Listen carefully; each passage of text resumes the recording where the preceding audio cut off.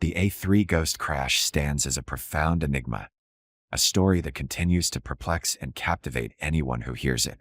Despite years of speculation and investigation, the questions it raises remain unanswered. What exactly happened on the night of December 11, 2002, when so many people witnessed a crash that seemingly never occurred? How could their vivid descriptions align so perfectly with the location and condition of a car that had been abandoned for months? For those directly involved, the mystery left a lasting impact. The drivers who called emergency services that night were not seeking attention or crafting elaborate tales. They had seen something they believed was real: a car with bright headlights careening dangerously down the highway before veering off into the darkness. Their descriptions carried the clarity and conviction of first-hand experience, making it difficult to dismiss their accounts as mere coincidence or mass hysteria. For many of them, the events of that night remained etched in memory, a strange and inexplicable moment that defied rational understanding. The discovery of Christopher Chandler's car and remains deepened the complexity of the case. On one hand, it provided a resolution to a missing person case that had gone cold months earlier. His disappearance, long dismissed as an attempt to evade authorities, was tragically revealed to be the result of a fatal accident. Yet this resolution only raised new questions about the events of December 11th. How could a car, rusted and weathered by months of exposure, be linked to reports of a fresh crash? How could the witnesses have described a sequence of events so closely resembling Christopher's last moments, yet happening in the wrong time frame? Theories attempting to explain the A3 ghost crash often fell short of offering definitive answers. The idea of a residual haunting, in which traumatic energy replays itself in the form of a ghostly apparition, captured the imagination of many. This theory seemed to fit the details of the case, aligning the witnesses' reports with the possibility of a spectral reenactment of Christopher's crash. Yet it lacked empirical evidence, remaining firmly in the realm of folklore and the paranormal. Alternative explanations grounded in psychology and perception offered more pragmatic possibilities. Some experts suggested that the witnesses could have been influenced by each other's reports, their minds filling in gaps in their perceptions to create a cohesive narrative. Others proposed that an unrelated phenomenon, such as unusual light patterns or atmospheric conditions, might have created the illusion of a reckless driver. These theories, while plausible, struggle to account for the precision and consistency of the reports, as well as the eerie coincidence of the crash site's alignment with Christopher's car. The case also inspired more unconventional ideas, such as the concept of time slips. Advocates of this theory speculated that the witnesses had somehow glimpsed a moment from the past, a brief window into the night of Christopher's actual crash in July. While this explanation was as speculative as the paranormal theories, it appealed to those who sought a way to reconcile the timeline with the physical evidence. Yet time slips, like hauntings, remain outside the boundaries of established science, leaving the theory more a curiosity than a solution. For Christopher Chandler's family, the discovery of his remains brought bittersweet closure. After months of uncertainty, they finally knew what had happened to him. The knowledge that he had not been hiding or evading the law but had met an untimely death in the woods provided some solace, even as it deepened their grief. Yet the bizarre circumstances of his discovery added an unsettling layer to their loss. The events of December 11th, with their haunting implications, left the family grappling with questions they could never hope to answer. The A3 ghost crash also left an imprint on the broader public consciousness. It became a modern urban legend, a story that was retold and reshaped over time. Each retelling added new details or interpretations, further blurring the line between fact and fiction. Documentaries and podcasts revisited the case, exploring its many facets and keeping it alive in popular memory. Online forums and discussion groups dissected the events, offering new theories and debating old ones. The story's enduring appeal lay in its unresolved nature, a reminder that some mysteries resist easy explanation. Even as the years passed, the A3 ghost crash continued to inspire fascination and unease. Travelers on the A3 highway occasionally reported strange occurrences near the crash site, from unexplained lights in the woods to fleeting glimpses of a phantom car. Whether these accounts were genuine or the product of suggestion and imagination, They added to the growing lore surrounding the highway.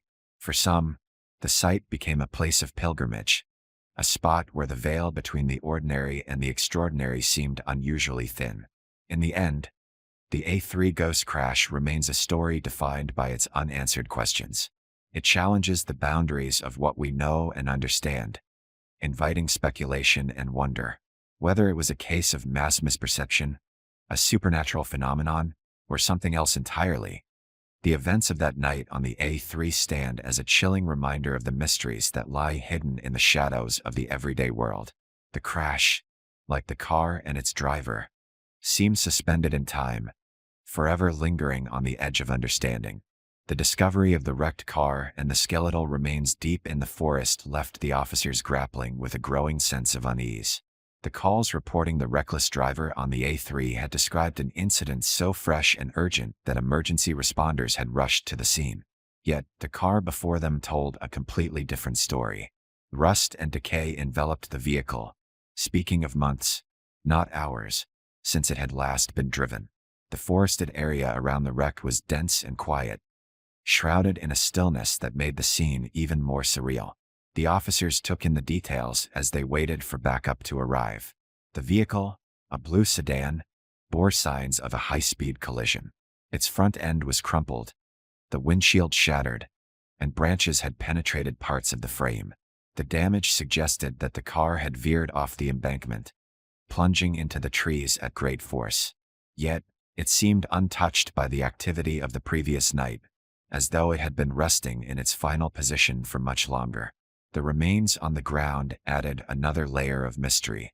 The body was positioned near the passenger side of the car, partially obscured by foliage that had likely accumulated over time. The skeletal state of the remains indicated significant decomposition, inconsistent with a crash that had allegedly occurred just hours earlier. It was a chilling realization. This was not the immediate aftermath of an accident, but the remnants of a tragedy that had taken place months ago. When additional officers and forensic teams arrived, the area was cordoned off, and a meticulous examination of the site began. Photographs were taken of every angle, every detail of the vehicle and its surroundings. Investigators scoured the area for clues that might explain how the car had ended up in the forest, and why the emergency calls reported an event that, by all appearances, had occurred long before. The registration of the vehicle was traced, and the remains were sent for forensic analysis. Initial inquiries into the car's ownership led investigators to a 21-year-old man named Christopher Chandler, who had been reported missing 5 months earlier. The car, it seemed, had belonged to him, and the skeletal remains were presumed to be his, though formal identification would take time. As the pieces of Christopher's story began to emerge, the timeline of events became increasingly difficult to reconcile. Witnesses who called in the crash described a vehicle matching the make and model of Christopher's car, its headlights cutting through the darkness as it sped recklessly down the A3. Several callers had reported seeing it swerve violently off the road and disappear into the embankment. The level of detail in these reports was striking. The witnesses described the erratic movements, the near misses, and even the moment the car seemed to lose control and vanish from sight. Yet, there was no sign of fresh tire tracks leading into the forest, no evidence of a recent collision, and no other vehicle in sight. Forensic analysis of the car revealed that it had indeed crashed at high speed. The damage to the front of the vehicle aligned with the reports of a reckless driver, but the presence of rust, weathering, and layers of dirt suggested the crash had occurred long before the calls to emergency services. Inside the car, investigators found personal items belonging to Christopher: a wallet, a set of keys, and a mobile phone, all untouched and undisturbed since the day of the crash. The skeletal remains further complicated the narrative. Medical examiners concluded that the state of decomposition was consistent with a death occurring months prior. Christopher's body had likely lain undiscovered in the forest since the summer, decaying in the humid and secluded environment. There was no evidence to suggest foul play or interference. The injuries observed on the skeleton pointed to a high-speed collision as the cause of death. As the investigation progressed, the reports from the night of December 11th continued to defy explanation. How could so many witnesses have seen a car crash in real time, describing its movements with vivid precision. When the wreck had been sitting undisturbed in the woods for months, the lack of any other vehicle or sign of a recent accident left investigators at a standstill. The media seized on the story, dubbing it the A3 ghost crash. Headlines speculated about paranormal activity, with some suggesting that Christopher's final moments had somehow replayed themselves, visible to the drivers on the A3. Others proposed more grounded theories, such as a mass misperception or the presence of an identical car that had caused the reports. But no evidence of another vehicle or additional crash site ever surfaced. The wreckage of Christopher's car and the skeletal remains continue to sit at the center of the investigation, the only tangible evidence in a case shrouded in mystery. As the scene was eventually cleared and the vehicle removed, the forest seemed to reclaim its silence, leaving behind more questions than answers. Investigators were left with the unnerving possibility that the events of December 11th had no logical explanation, an enigma etched into the fabric of the A3 highway. On the evening of December 11, 2002, as twilight gave way to the dense night over Surrey, England, a series of frantic emergency calls flooded the local police department. The source of the commotion was the A3 highway, a heavily trafficked road cutting through the rural expanse of the county. The callers, many of them visibly shaken, spoke of a vehicle driving with wild abandon, weaving dangerously between lanes, headlights blazing like an apparition in the dark. The reports were consistent. A reckless driver was careening through the night, overtaking cars at breakneck speed, narrowly missing collisions as they barreled forward. Several callers reported witnessing the car veer sharply off the road, disappearing over the embankment that bordered the highway. The descriptions painted a grim picture of what seemed to be a devastating crash. Urgency gripped the responding officers, who were dispatched to the scene to investigate. As the officers arrived at the stretch of the A3 in question, they scanned the road and surrounding areas for signs of the reported incident. The highway hummed with the usual rhythm of passing traffic, but there was no trace of the erratic vehicle or any evidence of a crash. No twisted metal, no shattered glass, no skid marks. Nothing hinted at the chaos described by the callers. It was as though the vehicle had vanished into thin air. Initially, the officers considered the possibility of a misunderstanding or even a prank. A single false report was not uncommon, but the volume of calls about this specific incident was unusual. The descriptions were too vivid, too detailed, and too consistent to dismiss outright. Determined to uncover the truth, the officers decided to expand their search beyond the highway itself. Surrey's natural landscape posed a challenge. The A3 was flanked by dense forests, part of the county's reputation as one of the most heavily wooded areas in England. These woods, thick with towering trees and undergrowth, were impenetrable to the naked eye from the roadside. The officers hypothesized that the reckless driver might have veered off the road, crashing into the forest where the wreckage would be obscured from view. If that were the case, the only way to locate the vehicle was to venture into the trees themselves. They pulled their patrol car to the side of the road, donned flashlights, and began combing the forest's edge. Their beams cut through the darkness, illuminating patches of ground as they advanced cautiously. The woods were eerily silent, save for the occasional rustle of leaves underfoot. Each step carried the weight of anticipation, as they strained to spot any sign of metal glinting in the light or disturbed vegetation marking a crash site. Minutes turned into what felt like hours. Then, one of the officers noticed something unusual deep within the tree line. The beam of their flashlight caught the reflection of something metallic. Heartbeats quickened as the officers pushed through the dense foliage, their progress hindered by the tangled branches and uneven terrain. The reflective object grew clearer with every step. Soon, the unmistakable silhouette of a car materialized before them, half buried in the undergrowth. The vehicle was in a state of disrepair, its surface marred by rust and weathering that suggested it had been exposed to the elements for an extended period. The officer's initial assumption, that this was the vehicle involved in the crash reported earlier, was called into question by its deteriorated condition.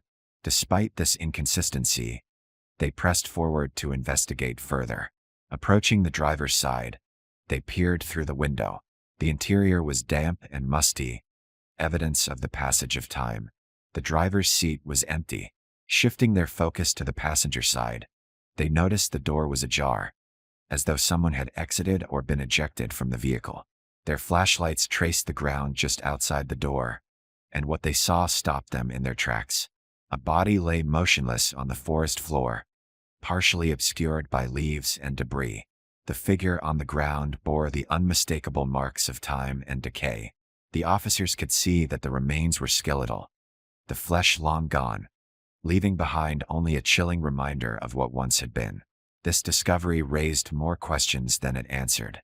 How could a car that had clearly been here for months be connected to the frantic calls received just hours earlier? Why did witnesses describe a fresh crash when the evidence suggested otherwise? Without drawing conclusions, the officers secured the area and radioed for backup. The scene, cloaked in an unsettling combination of the recent and the ancient, would soon become the focal point of an investigation that would unearth a mystery defying logic and explanation. For now, all they could do was wait for reinforcements to arrive and begin piecing together the events that led to this haunting discovery. As news of the A3 ghost crash spread, the public's fascination deepened. It was not merely the tragedy of Christopher Chandler's death that captured attention, but the bizarre circumstances surrounding his discovery.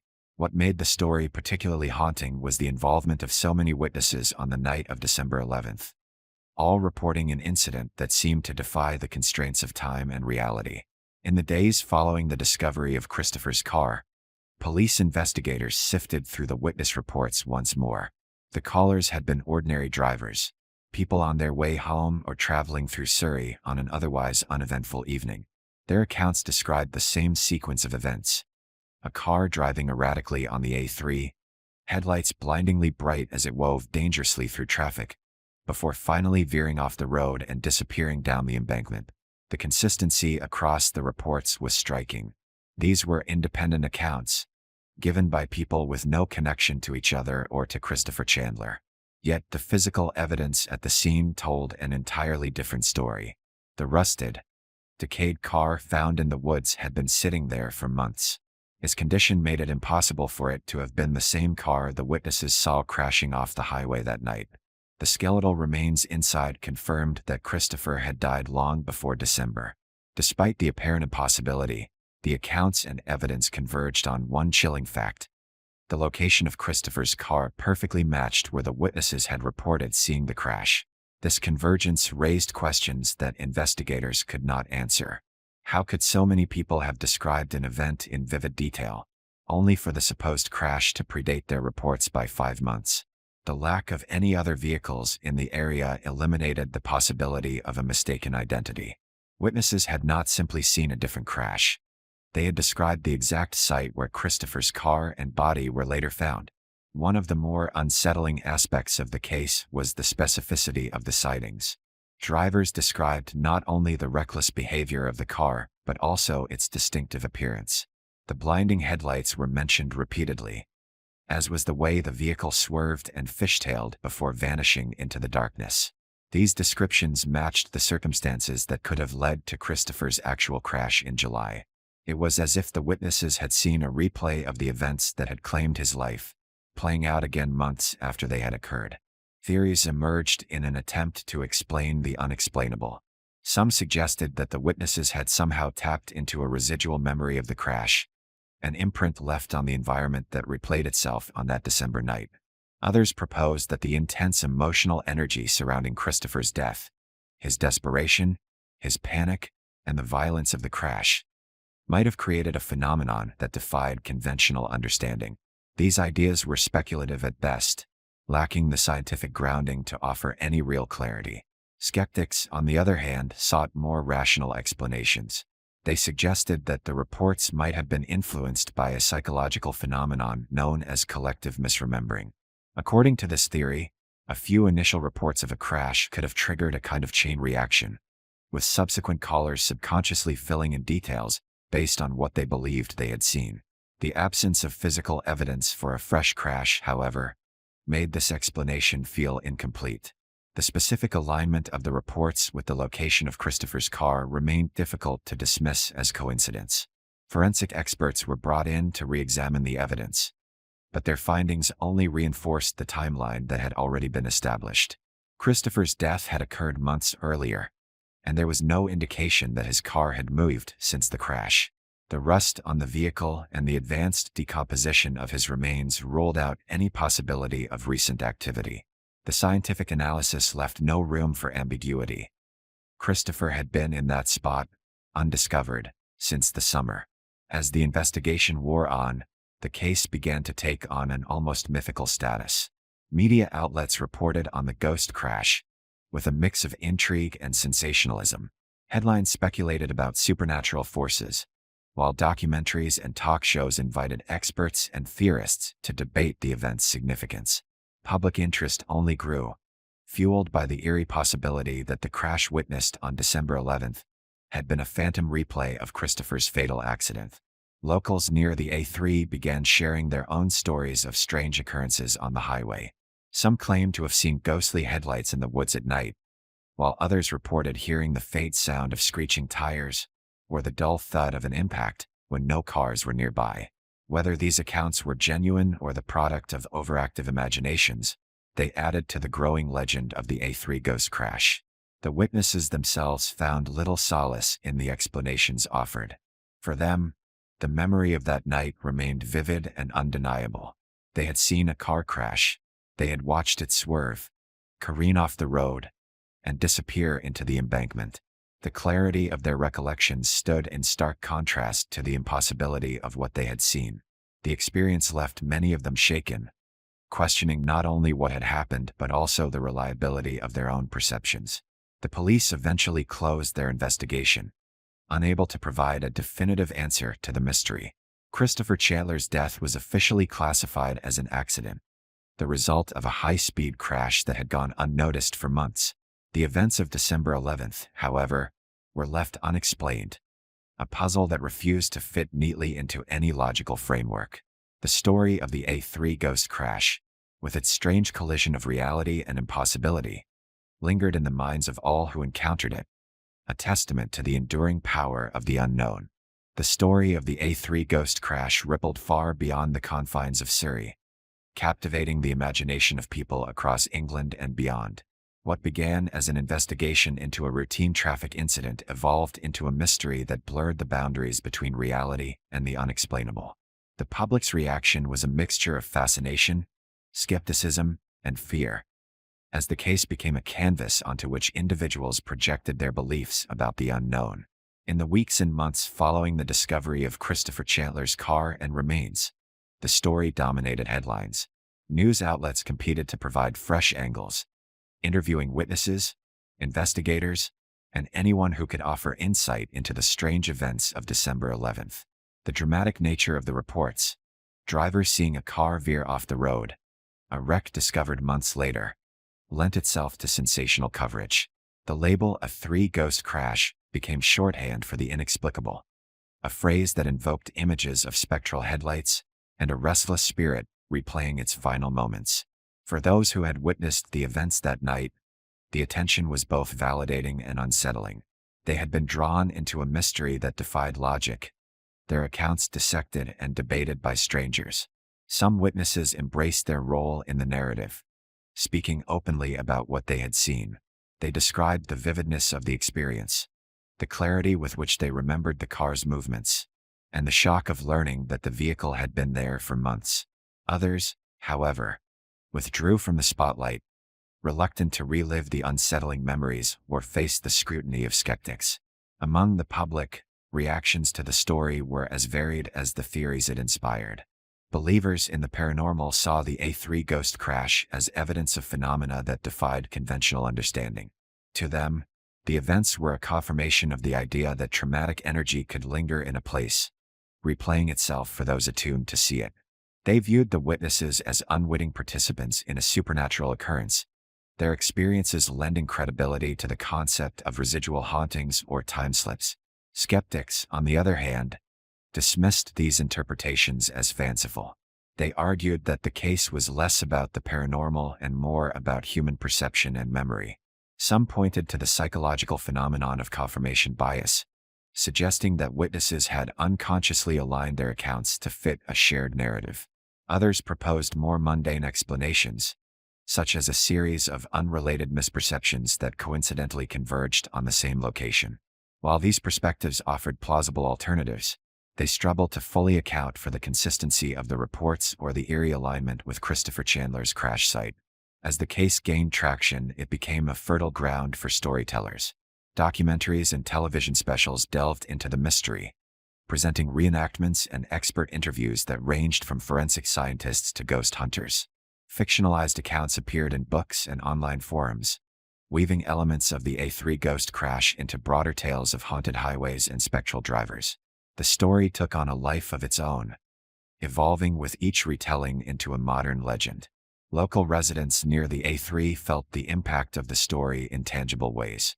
Some claimed to experience unusual phenomena near the crash site, such as unexplained lights or sounds. Others recounted eerie sensations while driving through the area at night, a sudden chill or an inexplicable sense of being watched. While many of these accounts were likely influenced by the power of suggestion, they added to the growing lore surrounding the highway.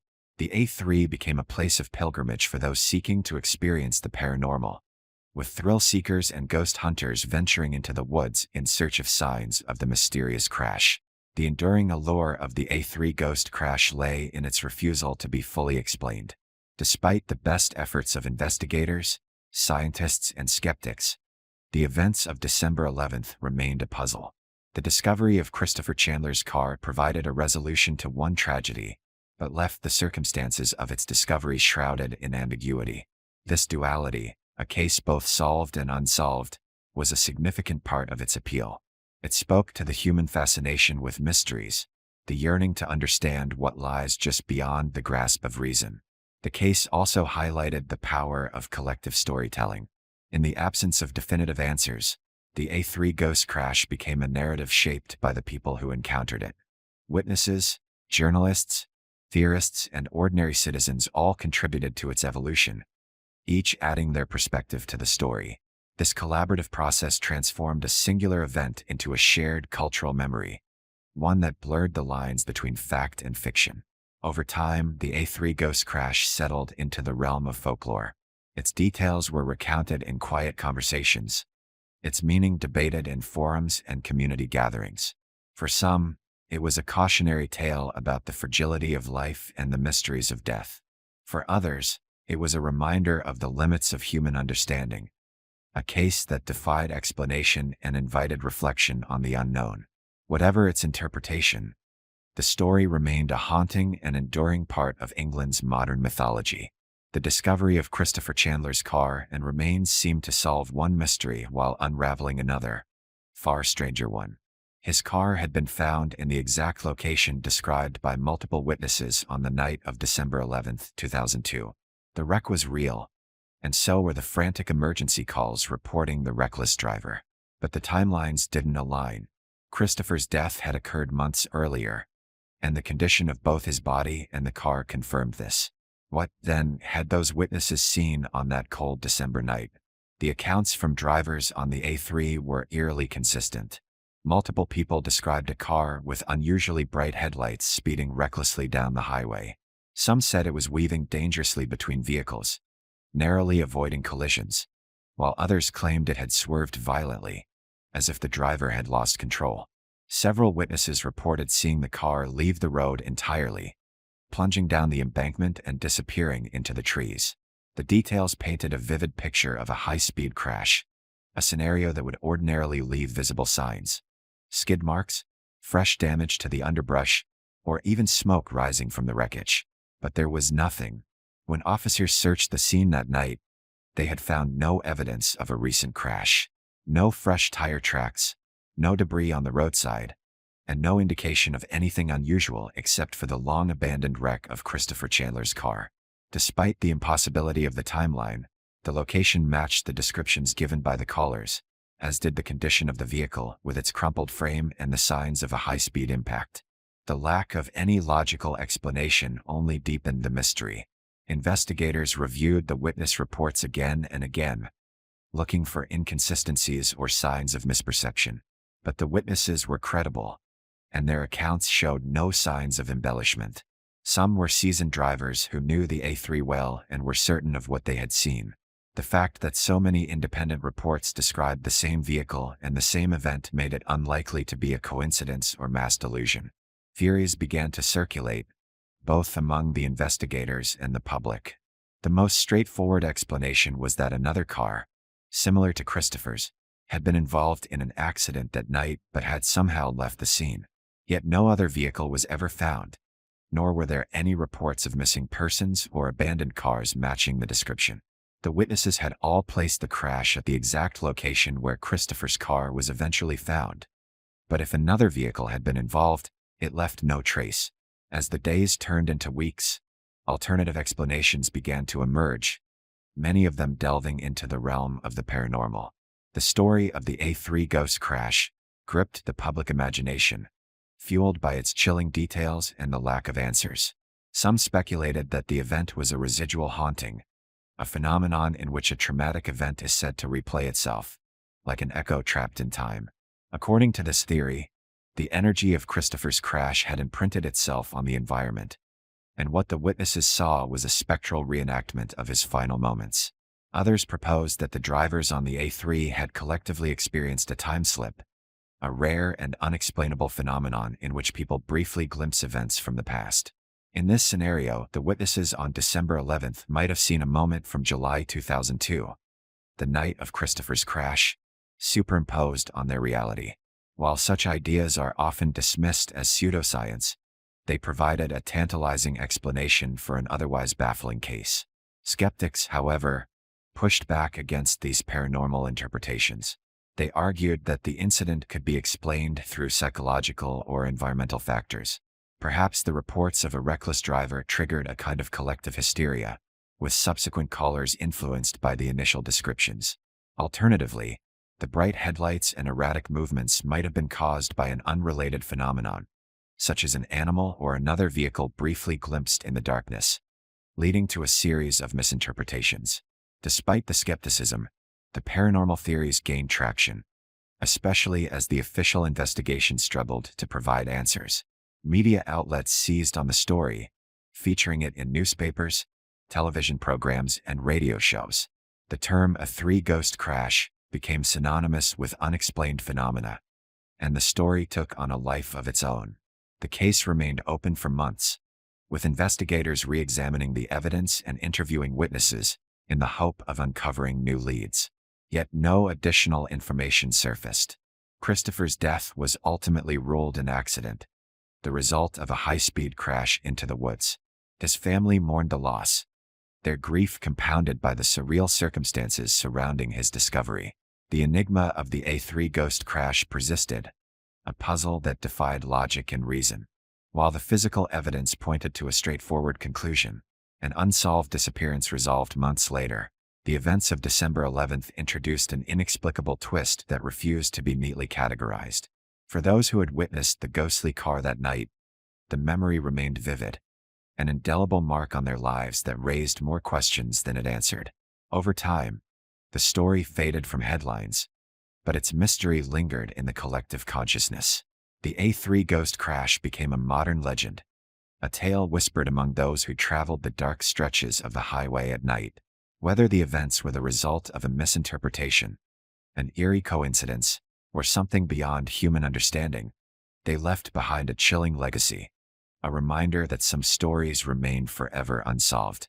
As the initial investigation into the A3 ghost crash concluded with more questions than answers, theorists and enthusiasts of the unexplained took up the case. The mystery's core remained unsolved. How could an event so vividly described by witnesses correspond to a crash that had occurred months earlier? The lack of concrete explanations opened the door for an array of theories, ranging from plausible to paranormal. One of the most widely discussed ideas was that the witnesses on December 11th had experienced a residual haunting.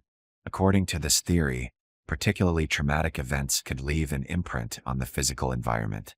This recording of energy might replay under specific conditions, visible or perceptible to those present at the time. Proponents of this idea pointed to the violent nature of Christopher Chandler's crash, his desperation, his erratic driving, and the final impact, as the kind of emotionally charged event that could create such an imprint. The residual haunting theory gained traction because it aligned with the precise details witnesses reported. Drivers had described a car swerving and losing control before careening off the highway at the exact spot where Christopher's wreckage was found. To believers, this consistency was too precise to dismiss as coincidence. They argued that what the witnesses had seen was not a real-time crash, but the ghostly replay of Christopher's final moments, etched into the environment like a haunting memory. Skeptics, however, dismissed the idea of residual hauntings as unscientific and speculative.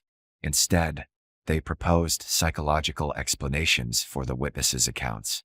One of the more prominent theories centered on the concept of mass misperception. According to this view, one or two drivers might have misinterpreted the sight of an unrelated vehicle or environmental feature, such as bright lights from another source, as a crash. Their reports, once relayed to the police, could have influenced subsequent callers to describe similar events.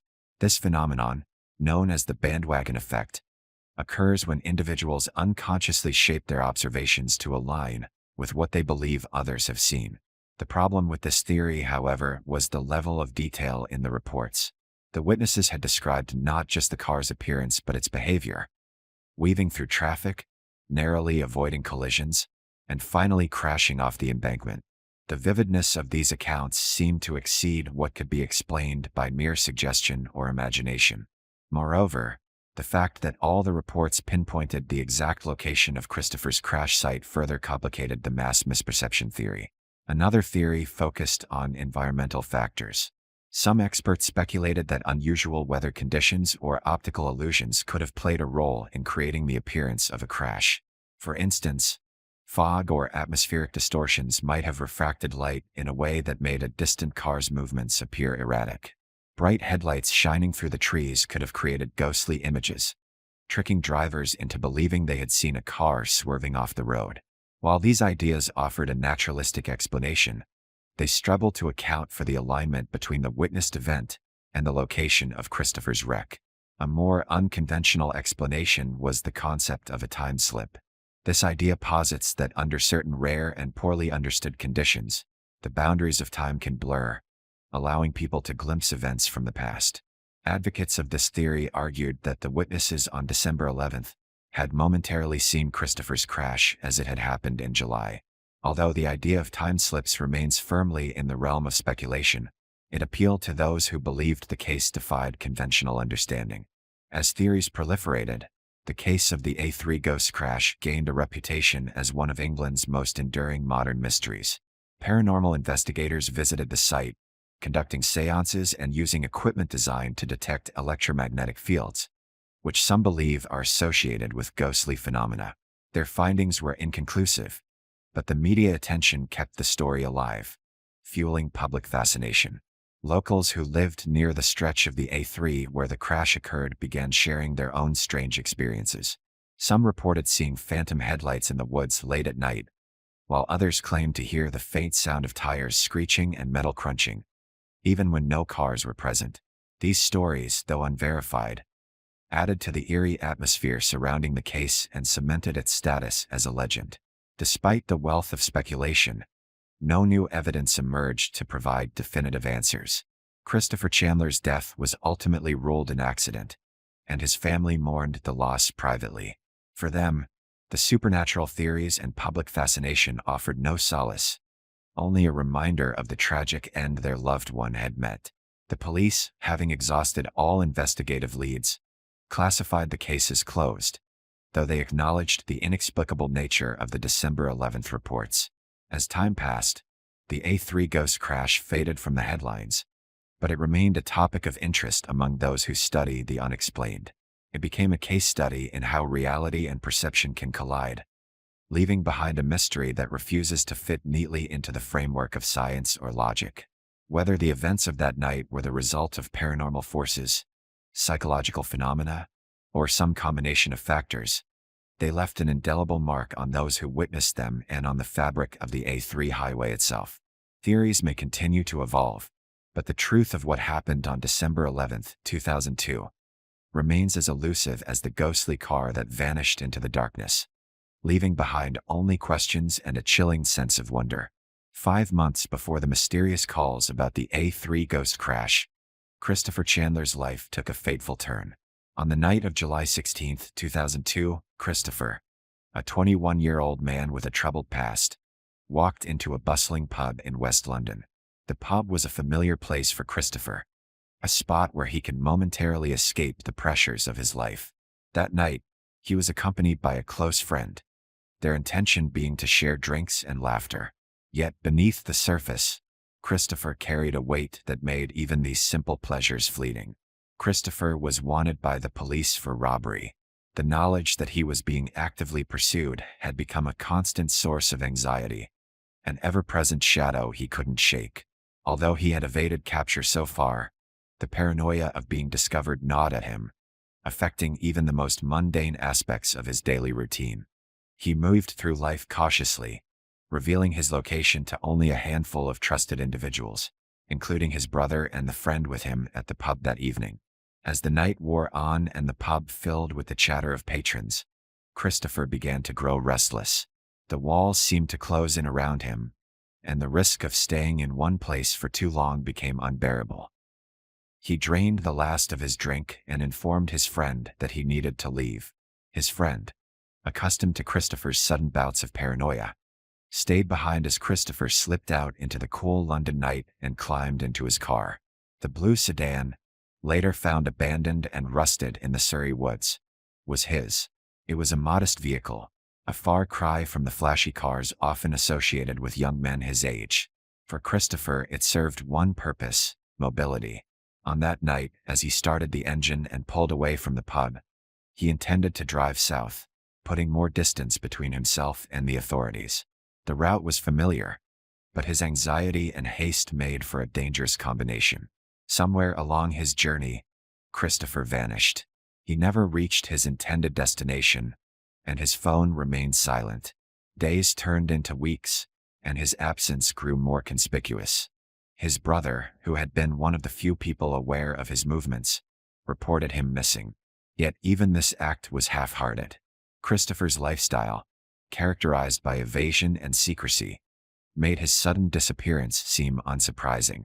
His family assumed he had gone into hiding, and the authorities, already focused on locating him for his crimes, viewed the missing person report as a redundant formality. Christopher's name faded from conversation as the months passed. For his brother and friend, it was easy to rationalize his silence.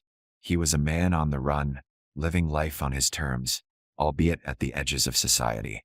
For the police, Christopher's disappearance was nothing more than another case of a fugitive slipping through the cracks. No one questioned it, and no one searched for him. Life moved on with the assumption that Christopher was somewhere, hiding, waiting for the heat to die down. The truth, however, was far darker. On that July night, not long after leaving the pub, Christopher's journey came to an abrupt and tragic end. As he navigated the A3 highway, his driving became increasingly erratic.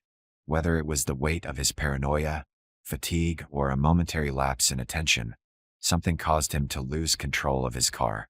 The sedan veered off the highway, hurtling down an embankment and crashing into the thick forest below. The violent impact left him trapped, his cries for help muffled by the surrounding wilderness. In the isolation of the woods, Christopher's fate was sealed. With no witnesses to his crash and no immediate search party dispatched, his body lay undiscovered, succumbing to the elements. Days turned into weeks and weeks into months. Nature began to reclaim the scene. The forest floor concealed the wreckage, while the summer heat and humidity hastened the decomposition of his body. By the time the calls about the A3 ghost crash brought investigators to the site, only skeletal remains and the rusted shell of his car were left. The irony of Christopher's life and death was not lost on those who pieced together his story. For months, he had lived as though he were invisible, always looking over his shoulder, anticipating capture.